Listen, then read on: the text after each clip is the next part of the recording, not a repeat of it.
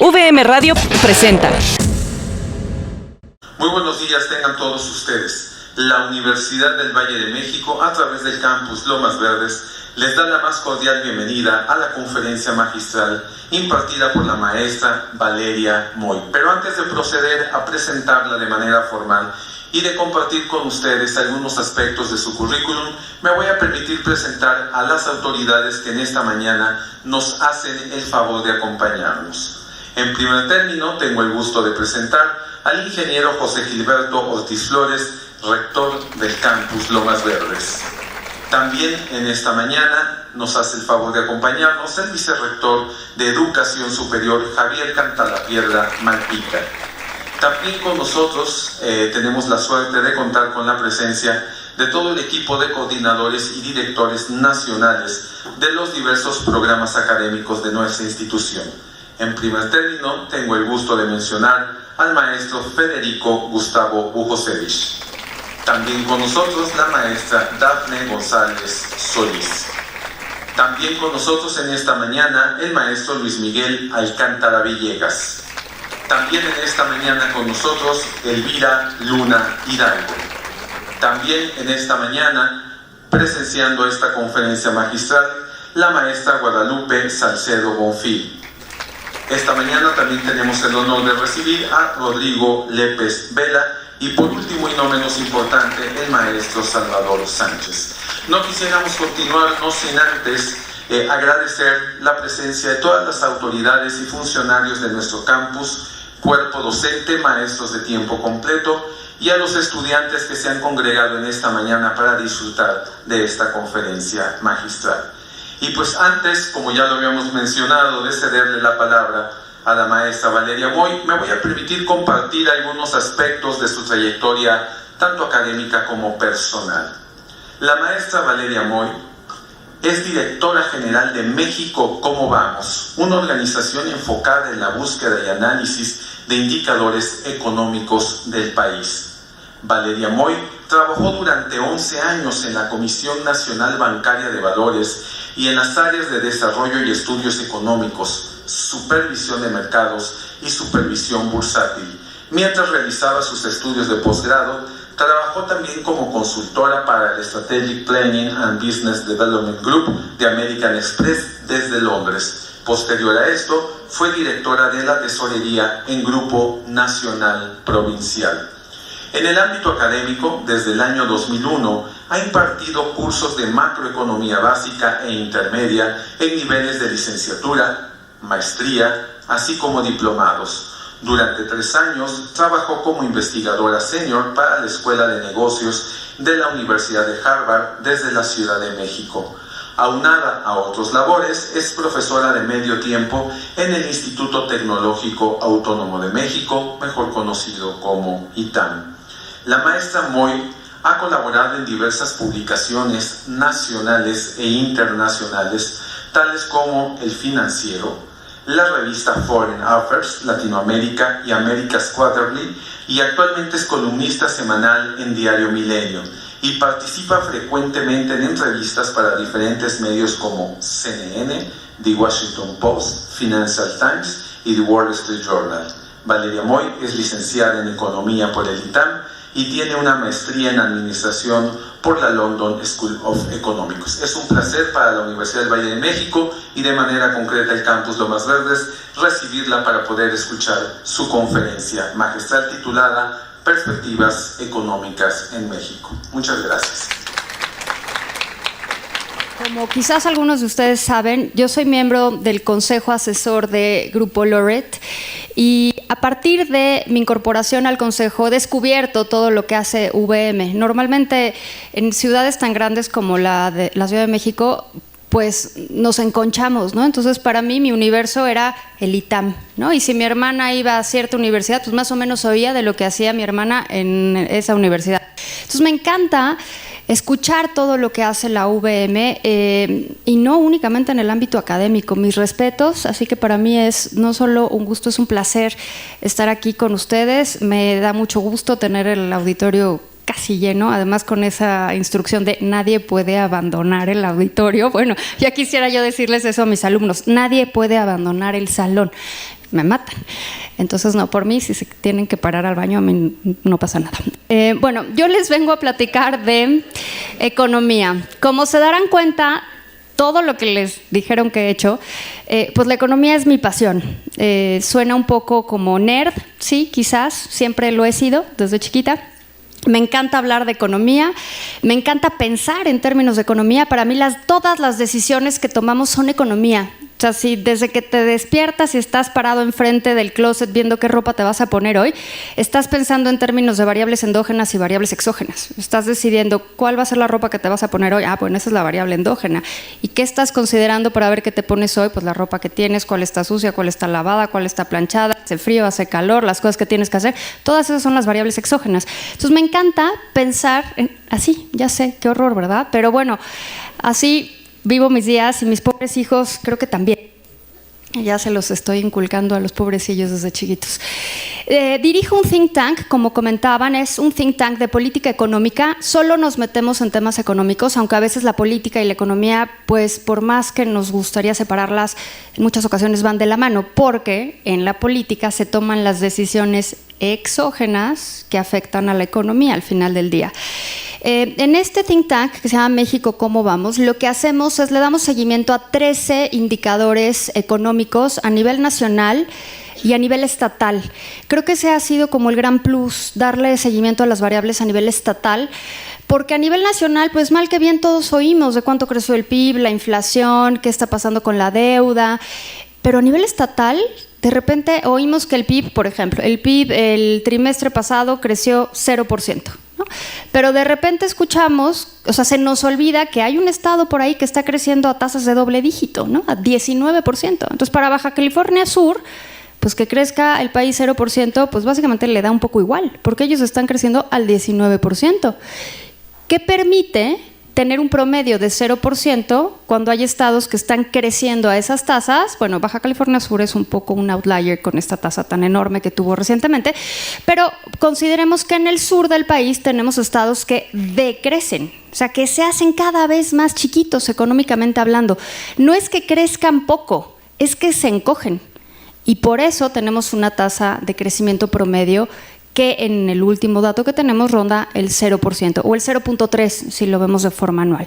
Entonces, lo que hace México, ¿cómo vamos? Es le damos seguimiento a todas estas variables de forma nacional y de forma estatal. Entonces, les traigo una presentación con algunas de esas variables. Por supuesto, la presentación es libre, es pública, la pueden distribuir, no hay nada confidencial ni tendría por qué haberlo. Y les muestro lo que sucede con algunas de estas variables, no con todas, porque si nos metemos a las 13, pues nos tomaría mucho tiempo. Entonces, vamos a empezar. Este es México, ¿cómo vamos? Toma estas variables y les pone metas. Como, en realidad esto es una herramienta de comunicación. Les pone metas y en función de esas metas califica el dato. Entonces, si estás cerca de la meta, pues te pone verde. Si estás lejos de la meta, te pone un rojo. Si estás regular, te pone un amarillo. Yo inventé el naranja. En crecimiento económico tenemos un naranja y ahorita les explico por qué. Si no ponía un naranja, el país se veía en rojo, salvo 4 estados, y era demasiado lúgubre el panorama, cuando en realidad las cosas no estaban así, ¿no? Entonces, ponemos una meta, calificamos la meta, y a esas calificaciones de las metas les llamamos el semáforo, por los colores del semáforo. Las 3 principales variables que seguimos es crecimiento económico, empleo formal e inflación. Inflación, hoy salió el dato, ¿alguien sabe cuál fue la inflación de agosto? 3.16. La verdad es que ya estamos bastante cerca del objetivo de Banco de México, ya estamos dentro del rango, hace un ratito estamos dentro del rango, pero ya estamos muy cerquita del objetivo de 3%. La meta de crecimiento económico que tiene México, ¿cómo vamos? Es 4.5% anual. Y de repente me dicen, oye, qué exagerada meta, nunca vamos a crecer así. Y la pregunta es, ¿y por qué no? O sea, ¿por qué no creceríamos al 4.5% si una buena parte del país está creciendo al 4.5%? podemos crecer a esa tasa siempre que jales a los estados que han estado decreciendo. Entonces, ¿de qué es factible? La meta es factible. Lo que pasa es que nos estamos acostumbrando a tasas mediocres de crecimiento, ¿no? Y claro, cuando oímos el 0%, ya hasta el 2% que criticábamos hace unos meses ya nos parece súper aspiracional, ¿no? O sea, si estamos creciendo al 0%, hace unos meses criticábamos el 2% diciendo esto es absolutamente mediocre, porque si lo hacemos per cápita es menos de 1%, y ahorita, bueno, crecer al 2% ya sería como para dar unos cuantos aplausos, porque si estamos creciendo al 0%, pero no se nos olvide que México es una economía emergente. México debería de crecer mucho más rápido de lo que crecen las economías avanzadas. Entonces, el 4.5% es completamente viable y completamente factible. Nada más que algo que no podemos olvidar, el crecimiento no llega solito. O sea, el crecimiento no es una meta en sí mismo. No puedes decir, este año vamos a crecer a tal, ¿no?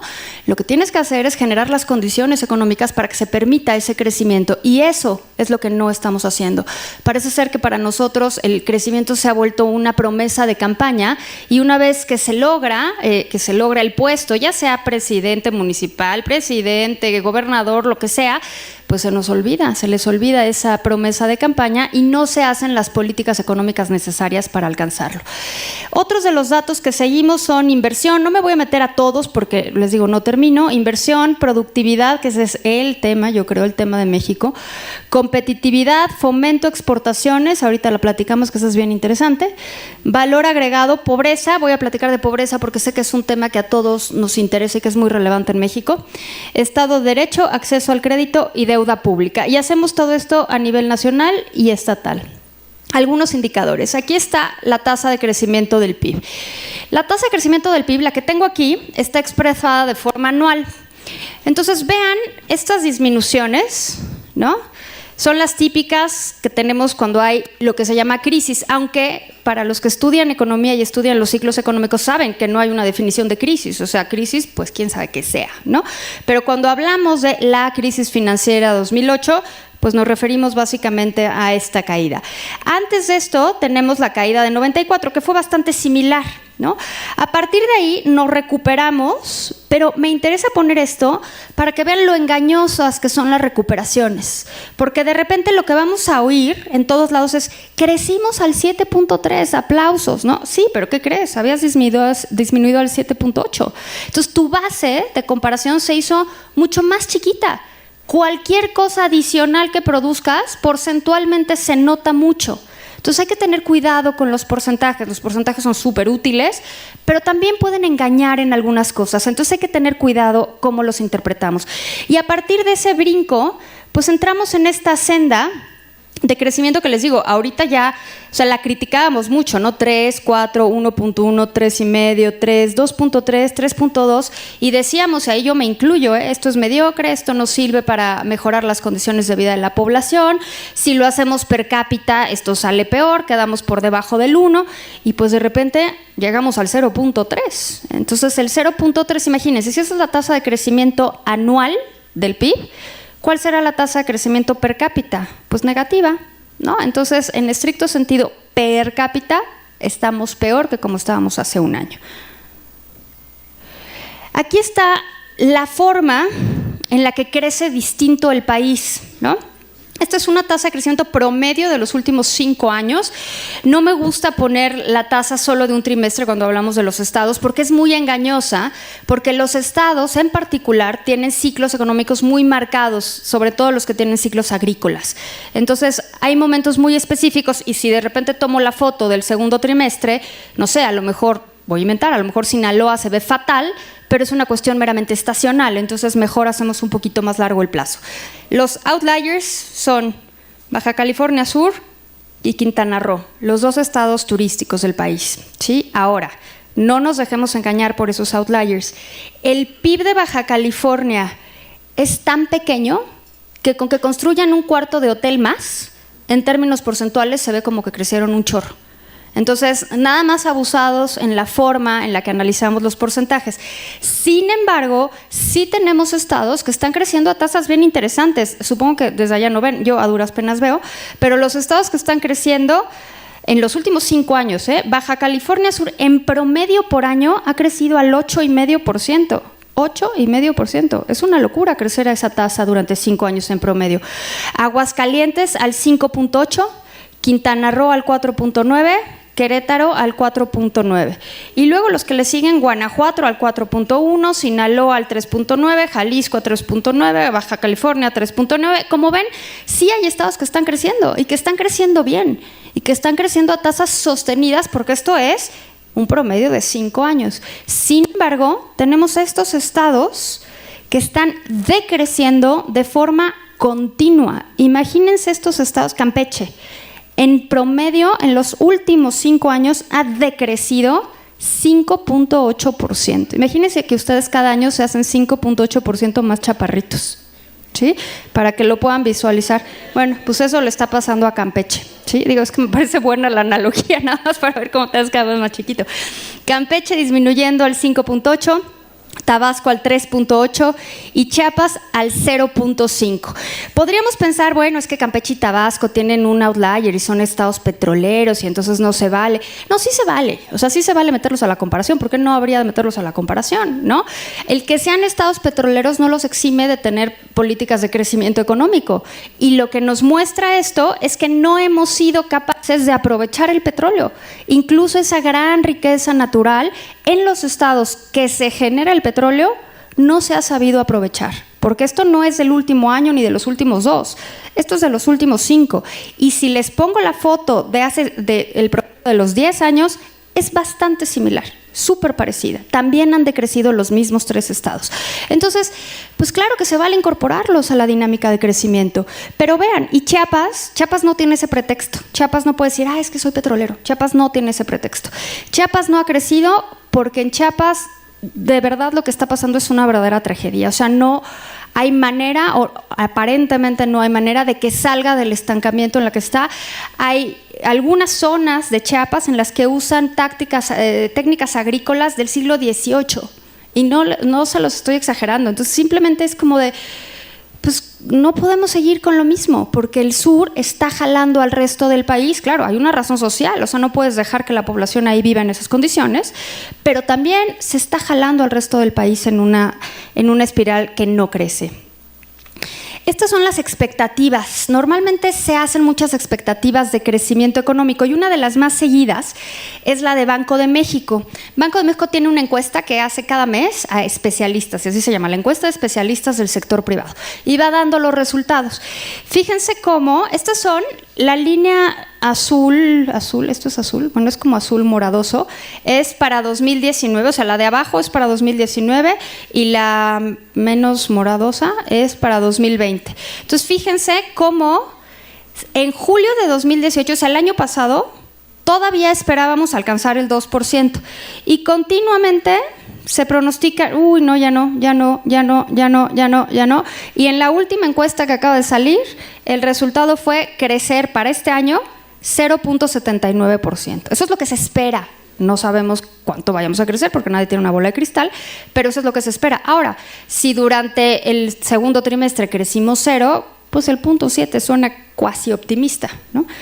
Y lo que se espera para 2020 son esta línea menos morada, o no sé qué color sea 1,47 para 2020. Ahora, no se les olvide esta para la siguiente. A ver si lo logro. Bueno, para la siguiente. Estas son las expectativas, no de Banco de México, sino de todos los demás, ¿no? Banco Mundial, Credit Suisse, Fitch Ratings. Banco de México, estas expectativas que pongo aquí de Banco de México son las de Banco de México, no la de los especialistas de Banco de México, no es la encuesta. Esta es la Junta de Gobierno de Banco de México, saca un informe trimestral, lo acaba de sacar la semana pasada, y dice cuánto espera que crezcamos. Esperan crecer para este año entre 0,2 y 0,7%. El del Banco Mundial resulta hasta el momento el más optimista. Ahora, ojo, en septiembre Banco Mundial ajusta su pronóstico. Yo no creo que lo dejen en 1,7 porque, bueno, no hay manera, o sea, tendríamos que hacer magia en los meses que quedan. La mayoría están ya por debajo del 1, Sí, Fitch me sorprende, todavía no lo ha ajustado, yo sospecho que lo va a ajustar. HR Ratings, que es la calificadora mexicana, es una de las calificadoras más importantes, 0.3, lo ajustó la semana pasada. Entonces todos han tenido ajustes a la baja. Hace poco, el que era secretario de Hacienda, Ursúa, en una entrevista le preguntaron por las expectativas y él dijo, ay no, las expectativas en realidad da igual porque son adivinanzas, ¿no? Y dije, bueno, pues en una de esas, ¿no? Vamos a averiguar si sí son adivinanzas o tienen algo que ver con la realidad. Y entonces me puse a hacer numeritos, ¿no? El triángulo, o sea, la línea puntadita es el dato oficial, o sea, el dato observado, es cómo creció la economía. Y todo lo demás, el triangulito, la barra, todo lo demás es lo que se esperaba que íbamos a crecer. ¿Sí? Entonces sí, en efecto, hay algo de adivinanza en el componente de las expectativas. Mire, por ejemplo, en 2013 no le atinaron prácticamente nadie, pero no le atinaron para peor. Crecimos bastante menos de lo que todos esperaban. Y en el 2015 no le atinó ninguno tampoco, pero para mejor, creció la economía más de lo que esperaban. En los demás años, pues sí, más o menos le han atinado. Entonces, no sé qué tanto componente tenga de adivinanza o hay algo más sustentado en la realidad. Ahora, esto salió ayer. Estos son los datos, los criterios generales de política económica, paquete económico 2020, presentados ayer por la Secretaría de Hacienda. Lo que espera la Secretaría de Hacienda crecer para 2019, esto es dato de la Secretaría de Hacienda, es decir, estos son los otros datos, ¿no? Los formales oficiales que son los otros al mismo tiempo. Espera Hacienda crecer entre 0.6 y 1.2 este año y ojo con 1.5 y 2.5. Esto yo creo que va a ser de lo que todo el mundo va a estar hablando esta semana. Se considera esta expectativa bastante optimista en términos generales de crecimiento para 2020. El punto medio, que es lo que normalmente van a estar hablando los analistas, es 2%, y en realidad no hay prácticamente ningún analista que vea ese 2% para 2020 como viable. Veremos qué sucede, pero yo creo que esta va a ser una de las mayores críticas que se va a hacer al paquete económico que se presentó ayer. O sea, vean, la encuesta de especialistas estima 1.39 para el año que entra, pues entonces sí, como que no parece que esté en línea con esto, ¿no? Ahora, a lo mejor nos sorprende para bien, ¿no? Pobreza. A ver, me voy a ir unas láminas antes y ahorita me regreso. En México la pobreza, hay tanta pobreza que tenemos como 6 definiciones de pobreza. Entonces, lo que hemos visto es que cada quien escoge la que le gusta, dependiendo del foro en el que esté, porque si quieres presentar un panorama terrible, pues escoges la donde sales peor en la foto, ¿no? Si quieres demostrar cómo ha cambiado, pues escoges las gráficas en el tiempo. Entonces, todos los datos estos en realidad se pueden usar de muchas formas. El dato oficial es referente a la pobreza multidimensional. Es multidimensional básicamente porque considera 2 factores. El ingreso es el primero y luego acceso a satisfactores de la vida, o lo que le llaman que tengas cubiertas ciertas carencias.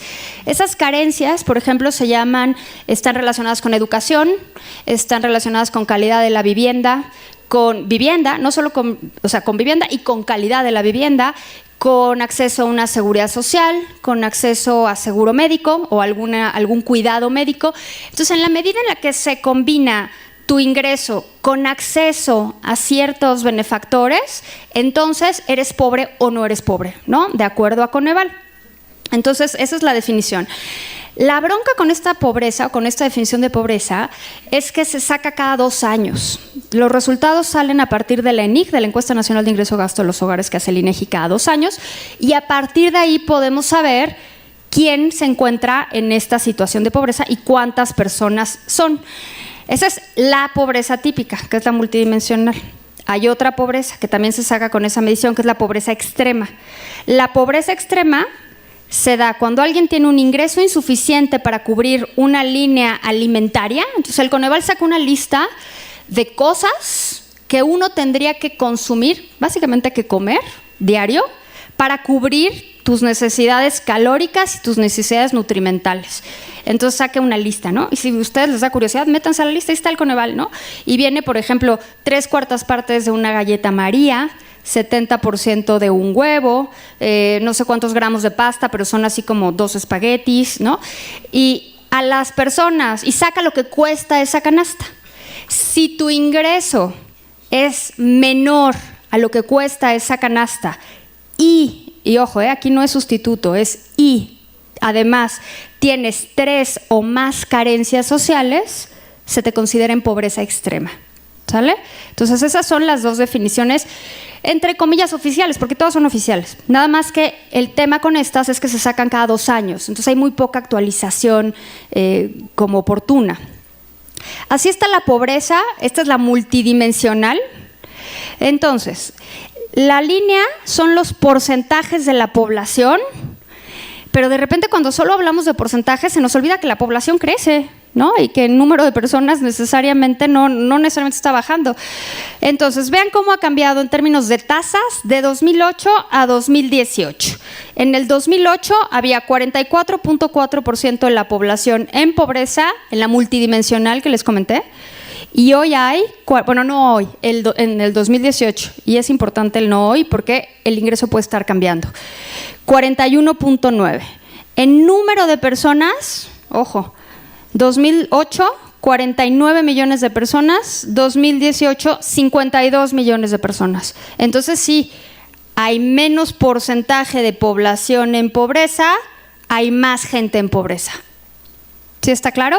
Entonces, bueno, pues lo que estamos viendo es que nuestra política social de combate a la pobreza no está funcionando, ¿sí? Y esto es clarísimo. O sea, ¿cómo ha sido nuestra política de combate a la pobreza? Programas sociales. El tema con los programas sociales es muy delicado porque es la forma en la que diseñamos el programa. La forma en la que hemos diseñado los programas sociales, con las diferencias que puede haber entre programa y programa, son básicamente programas de transferencias. Pueden ser programas de transferencias condicionadas, tienes que cumplir ciertas cosas para que tenga el programa, y te dan acceso a efectivo o algo muy similar a efectivo, una tarjeta, unos vales o algo así. Esos programas son profundamente eficientes para paliar la pobreza, y eso no es una cosa menor. O sea, sí te ayudan a vivir mejor, a que el día a día sea más llevadero, pero no sacan a la población de la pobreza. Y yo creo que ese es el principal problema. O sea, estructuralmente no estamos cambiando las condiciones, estamos cambiando el día a día de las personas que viven en pobreza, que es importante, sin duda es muy importante, pero no estamos logrando el cambio estructural y sustancial. Y en pobreza extrema, aquí es donde les van a decir que la política social ha sido más eficiente, y sí ha sido. En 2008, 11% de la población en pobreza, equivalente a 12 millones de personas, equivalen los cambios en el tiempo, 2018, 7.4% de la población en pobreza, este dato se presume muchísimo, ¿no? Y en número de personas, 9 millones. ¿Cómo se ha logrado hacer esto? Por la satisfacción de las carencias. Entonces, acuérdense, como tenemos aquí como una boleta, ¿no? Entonces, tienes acceso a educación, si tienes acceso a educación te ponen una palomita y ya no tienes esa carencia. Tienes acceso a algún sistema médico, si tienes acceso te ponen palomita, ya no tienes esa carencia. Si tienes piso firme en tu casa, calidad de la vivienda, palomita. Entonces, ¿qué han hecho los gobernadores en básicamente todo el país? Se han ido enfocando en cubrir esas carencias. Entonces, hubo enormes campañas de afiliación, por ejemplo, al Seguro Popular, porque de esa forma, pues ya, palomita, te quitas esa carencia. Lo que sigue, piso firme, órale, vamos a ponerle piso firme a todas las casas de todo el estado. Palomita, te quitas esa carencia. Es como ustedes cuando les dan un temario y les dicen, viene en el examen todo lo que viene en el temario. Y luego el profesor les dice, bueno, y les recomiendo este artículo que está buenísimo y léanlo. No va a venir en el examen, pero está súper bien. ¿Qué van a hacer para el examen? Van a leer lo que viene en el temario. Igualito. ¿Qué hacen los gobernadores cuando tienen que salir en la boleta de la pobreza? ¿Qué me van a calificar? ¿Piso firme? Órale, pongo pisos firmes. ¿Qué me van a calificar? ¿Acceso a educación? Órale, inscríbelos a las escuelas. Oye, pero no van los niños. No importa, tú inscríbelos. Seguro médico, dale su credencial del Seguro Popular, acomode el lugar. Y ahora la bronca que sigue es ¿Qué va a pasar ahora que desaparezca el Seguro Popular, no? Dale su credencial. Oye, pero que no cubre las enfermedades y no los atiende. No importa, mientras tenga su credencial del Seguro Popular, palomita, ya disminuyó la carencia, venga, ¿sale? Entonces, en ese sentido, se ha combatido la pobreza extrema. Y sí, hemos sido eficientes al combatir la pobreza extrema. Yo no sé si les guste o no les guste esta medición de pobreza. Lo que sí sé es que es nuestra definición de pobreza, es decidida por el Coneval, o sea, no es mía, no es oficial, es la que México decidió, pero sí algo importante, es única, personal e intransferible, ¿eh? No se puede comparar con ningún lugar del mundo. La forma en la que nosotros calculamos la pobreza no es comparable. Entonces no se vale decir, oye, pero es que mira, Perú tiene 3.1% de población en pobreza y nosotros 41%. No, ¿qué crees? Estás revolviendo peras con manzanas porque están midiendo cosas completamente distintas. Si usamos la misma medición que usa Perú, entonces tendríamos un 3% de la población en pobreza. ¿Sí? O sea, cuando usamos estándares internacionales como la medición del Banco Mundial, quedamos bastante similar a otras economías latinoamericanas. Si comparamos nuestra medición con las otras mediciones del Banco Mundial, pues estamos revolviendo cosas que no tienen absolutamente nada que ver. Ahora, para tener una medición de pobreza más actualizada y no esperarnos cada 2 años, hay otra medición de pobreza, que es la pobreza laboral. La pobreza laboral dice, o sea, lo que mide es el porcentaje de personas que no pueden comprar la canasta alimentaria con el ingreso que proviene de su trabajo, de su empleo. Recordemos que no todo el ingreso viene del empleo, ¿eh? Parte importante del ingreso viene, sí, del empleo, pero también de remesas, de transferencias, del apoyo que te da la prima, de algún programa social, de los programas de comedores comunitarios. O sea, hay muchas fuentes de ingresos. El del trabajo representa alrededor del 63% del ingreso de la familia. Como ven, es importante, pero no es todo, ¿eh? Si con el ingreso de tu trabajo no te alcanza para comprar la canasta alimentaria básica definida por el Coneval, se te considera en pobreza laboral. Y estos son los porcentajes. Este dato sí los podemos tener cada 3 meses con los resultados de la encuesta de ocupación y empleo que saca el INEGI. Hoy, en pobreza laboral, tenemos el 38.1% de la población, que equivale a 47 millones de personas. Ahora, para medir esto tenemos un problema, y es un problema grande, porque el INEGI lo hace a través de la ENOE y a través de la ENIG. Y estos son encuestas donde le preguntan a la gente cuál es su ingreso. Nada más le preguntan y la gente responde lo que quiera responder. Si a ustedes les preguntaran, imagínense que ustedes fueran en el laboratorio y les preguntara el INEGI cuál es el ingreso de cada uno, ¿mentirían o dirían la verdad? ¿La verdad? Bueno, son ustedes el outlier porque el INEGI ya demostró que la gente miente, ¿no? Así como decía Dr. House, ¿todo mundo miente? Pues sí, todo mundo miente. Y cuando estamos hablando de ingreso, todo mundo miente a la baja. Y mientes a la baja por 2 razones principalmente. Imagínense que llega un señor con un chalequito oficial del INEGI, pero a ti te da igual, o sea, tú no sabes si viene del gobierno, o sea, para ti el señor del INEGI viene del gobierno, ¿no? Tú no sabes qué va a hacer con tu información. Y te pregunta, ¿cuánto ganas? Oye, ¿por qué te voy a decir? Ándale, dime. Bueno, está bien. Si dices la verdad, te da miedo que te fiscalicen, a lo mejor no pagas impuestos, entonces te da miedo que te fiscalicen, ¿no? Si tienes a tu hijo trabajando en las tardes, ¿no? Que vende gelatinas y luego llega en la noche con algún ingreso, pues no quieres que el señor se dé cuenta, porque qué tal que te acusa con alguien. Entonces, te da miedo que te fiscalicen. Y en segundo lugar, te da pavor que te quiten los programas sociales. Los programas sociales están topados a cierto monto de ingreso. Entonces, voy a decir un número que no es necesariamente el correcto, pero si tu ingreso rebasa los 5,000 pesos, entonces te quitan el programa social porque ya no eres acreedor de ese programa social, o sea, ya no, está diseñado para aquellas personas que ganan menos de 5,000 pesos. Entonces imagínense que ustedes ganan 5,500, llega el del INEGI y ganan 5,500 y además reciben su transferencia de Otrora Prospera y les daban otros 5,000 pesos. Y llega el del INEGI y dices que ganas, pues eso, 5,500, te van a quitar tus 5,000 y entonces ahora sí tu ingreso va a disminuir. Entonces, ¿qué vas a decir? Gano 4,900, da igual, con tal de que no te quiten tu programa social. A mí me parece normal. O sea, a mí me parece esperable que la gente mienta en ese sentido. Todos los incentivos están acomodados hacia allá, ¿sí? Ahora, si se miente en el ingreso, como dice el secretario del INEGI, Julio Santalla, la gente siempre miente sobre su edad, sobre su peso y sobre su ingreso, ¿no? Habría que hacer la prueba.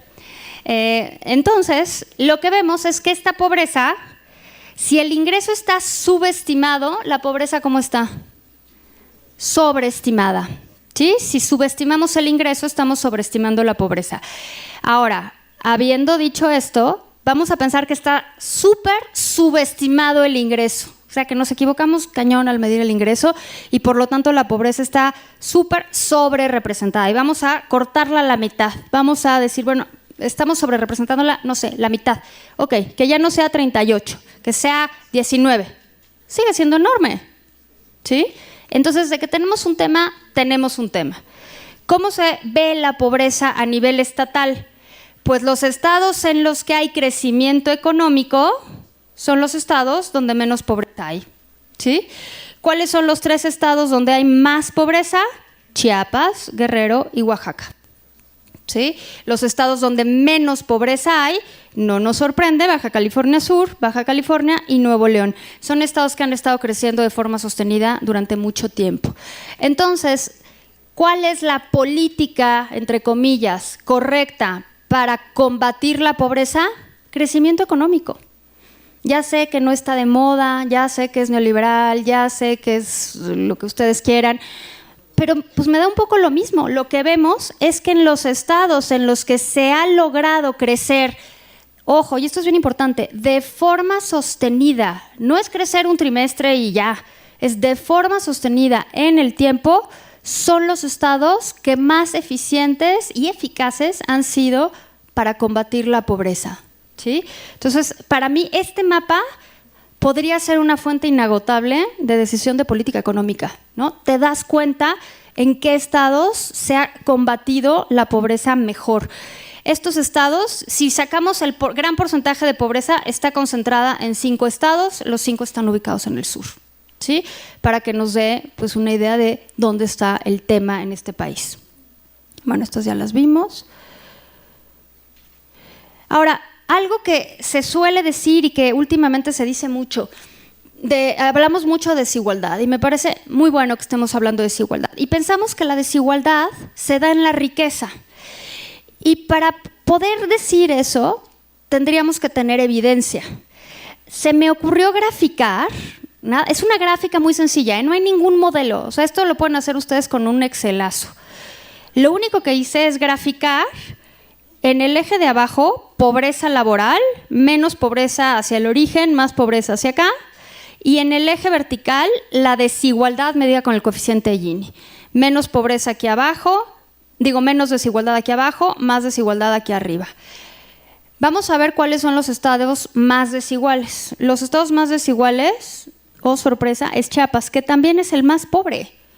Entonces, lo que vemos aquí es que en los estados donde hay más pobreza, Chiapas y Oaxaca, son los estados más desiguales. Es decir, la desigualdad la podríamos combatir combatiendo la pobreza, ¿sí? Entonces, lo que vemos es que estos estados, lo que sucede en estos estados es que hay una captura de rentas. Alguien se queda con la renta del estado, ¿no? Que ojo, no olviden que estos estados reciben miles de millones de pesos en transferencias gubernamentales. Miles de millones de pesos, año tras año. Entonces, cuando ves ese dato más este dato, dices, bueno, alguien está capturando esos ingresos, alguien está capturando esa renta y entonces, claro, el estado simplemente no crece. Inflación, bueno, ya no lo actualicé porque salió hoy en la mañana y mi intensidad no da para tanto, pero es 3.16 con el dato de hoy, ¿no? ¿A qué se debe esto? Se debe a que, por razones que ahorita platico rápido, la inflación no subyacente ha logrado disminuir. Como verán en esta gráfica, la bronca en la inflación, este año, aquí, ¿qué habrá sido este año? Aquí este brinco, ¿qué fue? El gasolinazo, ¿no? ¿Se acuerdan? Bueno, es este, ¿sale? La inflación, como ustedes saben, tiene dos conjuntos, el subyacente o la subyacente y la no subyacente. La subyacente se refiere a todos los bienes que se comportan de acuerdo a oferta y a demanda, ¿sí? A la oferta de ese bien y a la demanda de ese bien. La no subyacente es un componente que no responde necesariamente a oferta y a demanda y que incluye, sobre todo, las tarifas de los bienes y servicios proporcionados por el gobierno, particularmente los energéticos. Si de repente se te brinca el precio de la gasolina, sube la inflación no subyacente y es lo que te saca de balance la inflación. Y eso fue lo que sucedió durante todo este año, 2017, aquí subió más la gasolina. Aquí lo que más subía ya no era la gasolina, era el gas LP. Entonces era gasolina, gas LP, pero no se les olvide, gasolina y gas LP son tarifas controladas por el gobierno. O sea, aquí no hay nada que Banco de México pueda hacer. Porque si el gobierno decide subir el precio de la gasolina, pues decide subirlo y se acabó. Entonces, durante todo este periodo tuvimos una inflación subyacente muy alta. Y la inflación no subyacente, la que responde a oferta y demanda, pues bastante bien portada, de hecho. Pero la no subyacente, básicamente energéticos, con estos brincotes, ¿sí? ¿Qué pasa? De repente empieza a pasar por mayo de este año, ¿sí? Lo que empieza a suceder es que el componente no subyacente, los energéticos, empiezan a dejar de subir de precio. Y al dejar de subir de precio, esto empieza a bajar. Ahora, no es solo energéticos, también ha habido una bajada muy importante del precio de los bienes agropecuarios que están en la no subyacente. Y entonces, de repente, tenemos esta disminución muy importante que ha permitido que la inflación ya esté cerca del objetivo de Banco de México, que es una buena noticia porque va a deteriorar menos el ingreso. La inversión. Este es uno de los grandes temas para el país, ¿no? ¿Qué tanto estamos creciendo? Se debe en gran parte a qué tanto estamos invirtiendo. La meta es invertir 24% del PIB, porque es lo que invierte en economías del tamaño de la de México. Y no estamos tan lejos, estamos en 21.7%, pero la gran parte de esta inversión es privada, no es inversión pública, ¿sí? La inversión pública ha estado disminuyendo año tras año tras año. En particular, con el sexenio de Peña empezó la disminución en la inversión y lo que pasa es que se ha mantenido. Con los datos que salieron ayer del presupuesto, la inversión alcanza un nuevo mínimo histórico en términos de inversión pública, lo cual es pésima noticia para el país. Esto, ya sé, se van a abrumar con todas estas barritas. Lo que quería ilustrarles es cómo ha estado esta bajada en la inversión en los últimos meses, ¿no? Este dato acaba de salir la semana pasada, la inversión bajó 7.4%, es una bestialidad que esté bajando así la inversión. Sin inversión, ningún país crece, no es física cuántica, es simplemente lo que vemos. Si quiere México crecer, necesita invertir y mientras este dato esté tan mal, no vamos a mejorar. Productividad. Vean la productividad aquí, lo que pasa es que voy a pedir que cuando me ayuden a hacer esta presentación pongan el 0 como más marcado. Aquí está el 0, entonces tenemos productividades negativas. Nuestra productividad decrece. O sea, cada año que pasa nos hacemos menos productivos.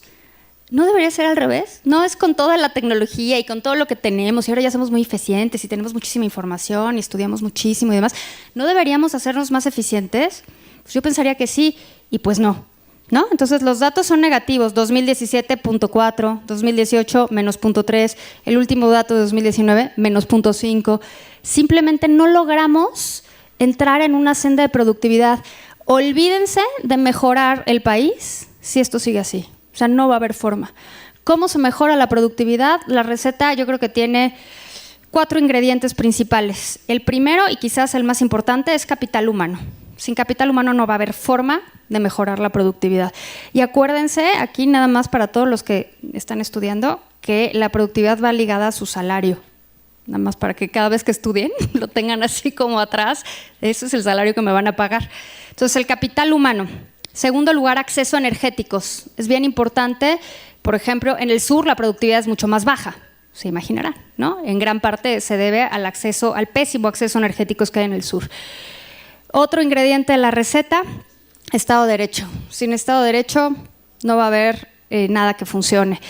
Y el cuarto, acceso al crédito. Y nos podríamos estar horas hablando de cada uno, pero bueno, no vamos a estar horas. Pero esos 4 ingredientes son lo que nos mejoraría la productividad, en particular el capital humano. Y pues parece ser que este dato preferimos casi ni verlo. Y vean la productividad, pues ¿dónde está? ¿Será coincidencia que esté pegada a Estados Unidos? Que los estados donde hay mayor productividad sean los que hacen frontera con Estados Unidos.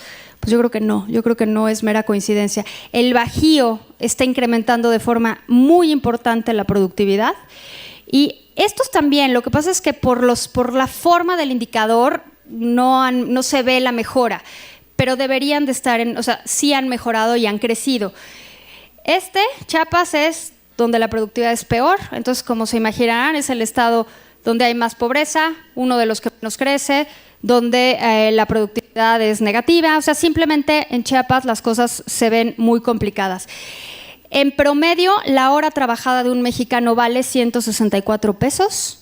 En Chiapas, la hora trabajada de un chiapaneco vale 71 pesos.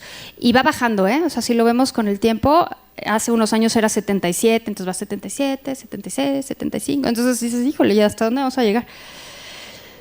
El indicador que nosotros hacemos de fomento a las exportaciones se refiere a cuánto participan los productos mexicanos, es decir, las exportaciones mexicanas, en las importaciones de Estados Unidos, como porcentaje del total de importaciones. Y la verdad es que aquí sí vamos re bien. O sea, sí tenemos un papel preponderante en las importaciones que hace Estados Unidos. Este numerito lo tendríamos que tener siempre en cuenta en cualquier negociación comercial, porque esto es lo que te da el poder para negociar. Y de repente sentimos que no tenemos poder para negociar. Y si tenemos este dato, este numerito es el que te da la carta mágica para jugar en una negociación. Como ven, hemos ido creciendo, lento pero seguro. Esto es desde 2014. Si pintáramos más años, vemos el incremento es impresionante. China ha disminuido, China y Canadá. China, se imaginarán, la bronca que trae Trump con China, pues eso repercute evidentemente en esta disminución. Y aquí, pues México rebasó a Canadá hace ya un ratito, en el 2015, y México hoy en día es el principal socio comercial de Estados Unidos, si tomamos en cuenta el flujo total del comercio, exportaciones e importaciones, no únicamente uno, sino los dos. A pesar de todo la debacle comercial que vivimos en el mundo, la verdad es que México va bien en ese sentido, salvo el último dato. El último dato que tuvimos de cuenta corriente fue un dato donde la cuenta corriente sale superavitaria, que eso es pésima noticia para el país. Es un superávit de cuenta corriente, te dice que estamos importando poco y para México importar poco es una mala noticia. Solo hemos tenido superávit comercial en 3 ocasiones en los últimos 25 años. Uno en el 94, o sea, uno de los peores años de la historia de México, ¿no? Entonces ahí tuvimos superávit en cuenta corriente, nada que aplaudir. Luego tuvimos un superávit en cuenta corriente, si mal no recuerdo, 2010, 2011, por ahí, que no fue tan grandote, pero tampoco era una época de crecimiento económico, estábamos apenas saliendo de la crisis de 2009, entonces nada que aplaudir. Y ahorita es el tercer superávit en cuenta corriente. Yo creo que eso nos manda una pista muy clara de la desaceleración que está viviendo la economía mexicana y sí, definitivamente no es una buena noticia. Deuda pública, la verdad es que hablamos muchísimo de la deuda pública, pero ya está bastante, no me parece que sea un tema en México en este momento. Sí fue un tema durante los primeros años de la administración del presidente Peña, porque el ritmo de crecimiento fue muy alto, pero hoy en día ya está bastante estable. En el paquete económico de ahorita, el que se presentó ayer, este es el saldo de la deuda pública, 10 millones, o sea, estos son billones, no lo sé leer, ahí ustedes lo leen, 10.964.729 millones, o sea, billones, o 45.1% del PIB. Está bastante bajo control. Yo sé que de repente no nos gustan estos numerotes. Para México, para una economía del tamaño de México, hasta un 60% sería aceptable. Entonces, no pongamos el grito en el cielo por variables por las que no tenemos que poner el grito en el cielo. En Estados Unidos es arriba de 100, en Japón es arriba de 200% del PIB. Entonces, a mí este dato en particular no me parece que sea uno de los que nos tengamos que preocupar en este instante. Habiendo tantas cosas, hay que escoger nuestras preocupaciones y esta no creo que sea una de ellas. Esto me parece bien importante.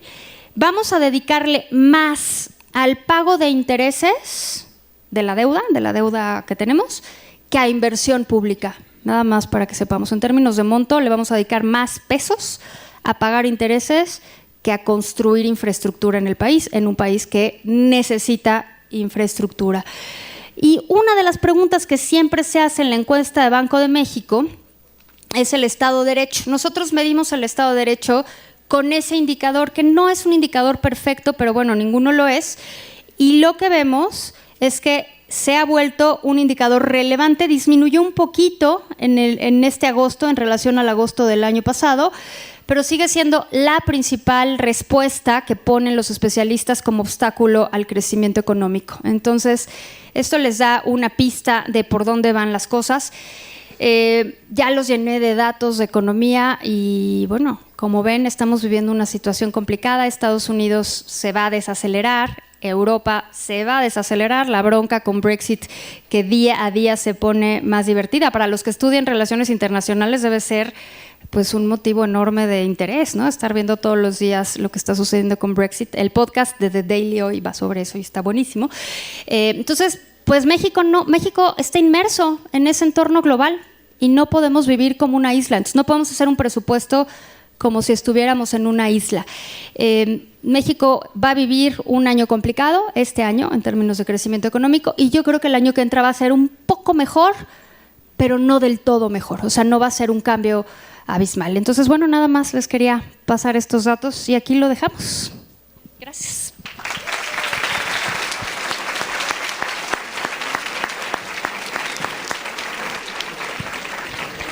Agradecemos a la maestra Valeria Moy. No sé si tengamos unos 5 minutitos para alguna pregunta. 5 minutitos nos indica. Trae su agenda un poquito complicada.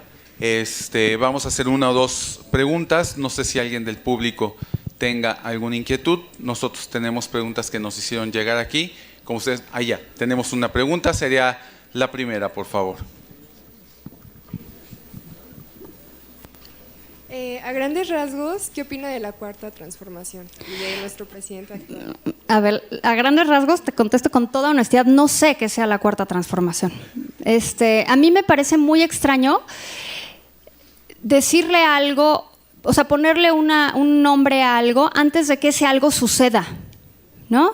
Es como el típico chiste malísimo de historiadores, ¿no? Donde un soldado le dice a su esposa, adiós mi vida, voy a la guerra de los 100 años, ¿no? O sea, no sabes qué es lo que va a suceder.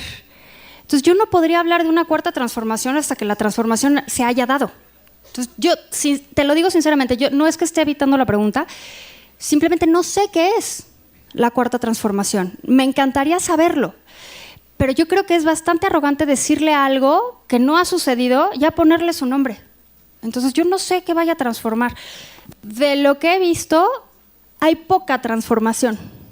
Y la transformación que he visto con datos y con números, independientemente de lo que a mí me pueda gustar o no gustar, no veo que haya habido grandes avances. Creo que algo que ha sido muy importante es que se ha puesto sobre la mesa la discusión sobre la pobreza y la desigualdad, que me parece fundamental en este país. Pero lo que se propone para resolverlo no es nada, ¿no? O sea, ¿qué ha cambiado en la política social? Nada. O sea, quitaron unos programas, de verdad es nada. O sea, me encantaría decir que hay algo más, pero no. O sea, quitaron unos programas sociales, porque claro, no traían el nombre adecuado, ¿no? Y entonces hicieron otros, pero es nada más, o sea, es como cambiarle cuando te enseñaban ciencias naturales en el colegio, ponerle biología, ¿no? O sea, no cambia nada. Es exactamente la misma idea, el diferente nombre, y no va, o sea, desafortunadamente no va a mejorar las condiciones estructurales de pobreza. Me encantaría que se cambiara, porque creo que es un pendiente del país, ¿no? Entonces, No sabría qué decirte. Bien. Maestra, tenemos una pregunta por este lado en lo que preparamos otro y yo creo que ya tendríamos que cerrar. A la luz del cambio climático y la crisis del medio ambiente, ¿qué se puede hacer desde el punto de vista de la política económica para poder ayudar a nuestro planeta? Uy, muchísimas cosas. De entrada, no sembrar árboles porque sí. Yo sé, nos encanta la idea de sembrar árboles. O sea, ¿quién se puede oponer a sembrar árboles? Es como inhumano, ¿no? Yo también quiero que se siembren árboles. Pero los árboles que se tienen que sembrar tienen que ser de acuerdo al ecosistema. Y eso lo sé porque estuve de cerca en un proyecto para la Ciudad de México y estaban pensando sembrar árboles que no venían al caso y que iban a destruir otras especies y que iban a generar un montón de broncas. Hacer las cosas nada más así porque pues sí, suena bien sembrar árboles. La verdad es que pues está padre, hasta mis hijos dicen, sí, qué buena idea, mamá. El chiste es, pues, ¿qué vas a sembrar, no? En términos de política económica, yo creo que lo que estamos haciendo ahorita de sembrar árboles, así, o sea, les digo, está bien sembrar árboles, pero hay que tener cuidado con las especies que se siembran. Y en segundo lugar, y me parece clave, y es, yo creo que lo más importante, pues buscar energías renovables. ¿Y qué estamos haciendo? Justo lo contrario, ¿no? O sea, es vámonos al carbón, vámonos al petróleo y vamos a cancelar todas las energías renovables que tiene este país, que me parece como, o sea, completamente fuera o sea, ni siquiera me lo puedo imaginar, ¿no? Pero eso estamos haciendo. Ya se cancelaron las subastas de energías renovables y nos vamos a ir otra vez a petróleo y a carbón, cuando tendríamos que estar siguiendo justo el camino contrario. Okay. Muchas gracias. Tenemos la última pregunta, ahora sí. Adelante, por favor. Y con esto cerramos. Adelante. Yo, Edson Campos, de la carrera de Derecho. Me gustaría saber cuáles son los medios y acciones que se pretenden, por los cuales se está diciendo que podemos crecer en el 2020 hasta un 2.6%. Y por otro lado, ¿cómo se puede hablar de un incremento de la producción laboral si las gráficas van a la baja? ¿De la producción laboral? Sí. No, de la producción laboral en los estados.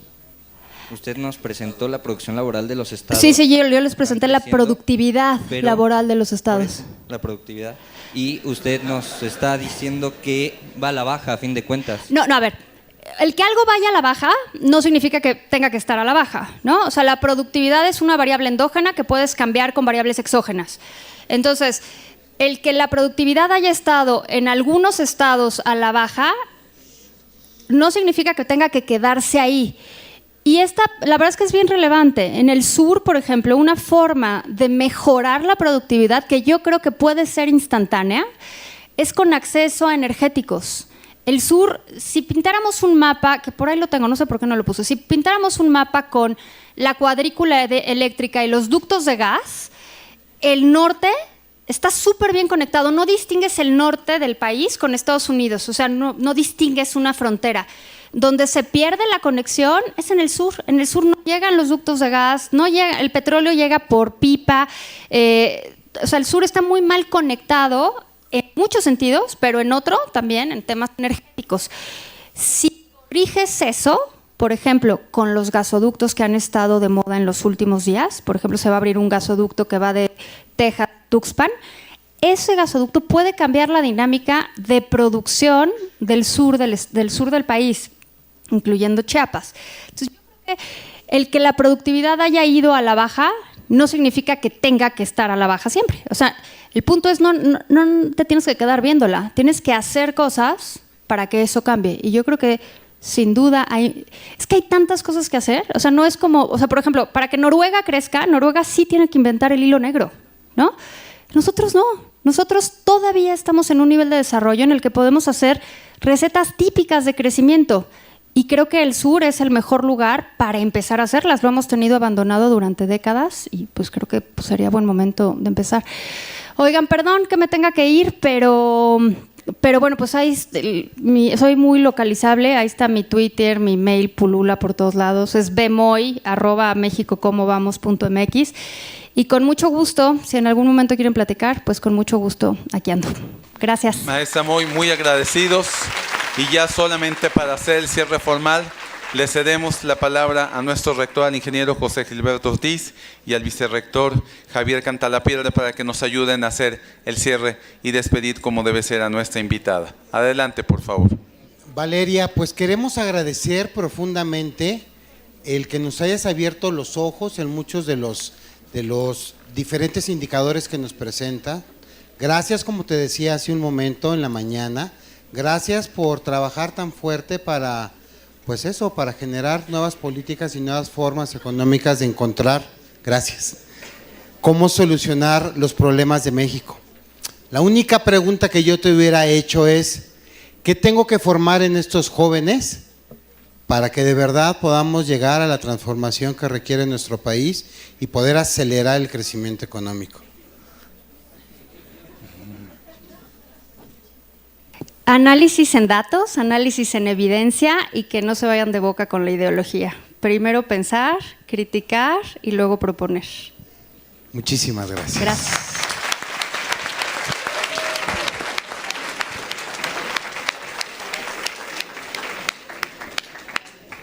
Bien, pues ya para terminar le vamos a entregar un reconocimiento a la maestra Valeria Moy. Dice: Campus Lomas Verdes, se extiende el presente reconocimiento a la maestra Valeria Moy por su invaluable participación en la ponencia Perspectivas Económicas de México, Naucalpan de Juárez, Estado de México, 9 de septiembre.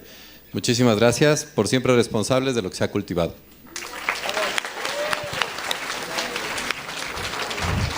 Y bien, pues de esta manera y con el permiso de nuestras autoridades y nuevamente reiterando el agradecimiento a todos y cada uno de ustedes, damos por terminada nuestra conferencia magistral. Universidad del Valle de México, por siempre responsable de lo que se ha cultivado. Muy buen día, podemos regresar a los salones a nuestras clases. Adelante. Una producción de VM Radio.